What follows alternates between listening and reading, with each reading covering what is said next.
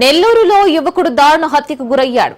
బాడుగ కార్లు తెచ్చి అమ్మకానికి పెట్టాలని మాస్టర్ ప్లాన్ వేశారు స్నేహితులు. కార్ల అమ్మకాల్లో స్నేహితుల మధ్య వివాదం తలెత్తింది. యనమలవారి దిన్నే గ్రామానికి చెందిన కాయల మోహన్ చంద్ హత్యకు గురయ్యాడు.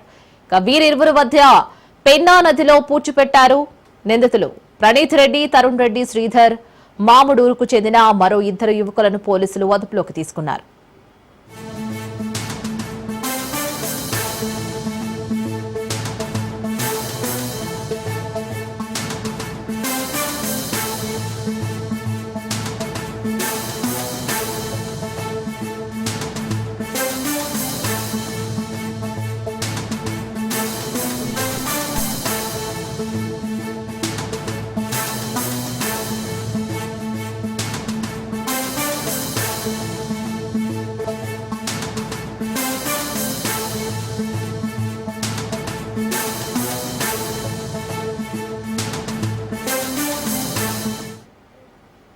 నెల్లూరులో యువకుడు దారుణ హత్యకు గురయ్యాడు. బాడుగ కార్లు తెచ్చి అమ్మకానికి పెట్టాలని మాస్టర్ ప్లాన్ వేశారు స్నేహితులు.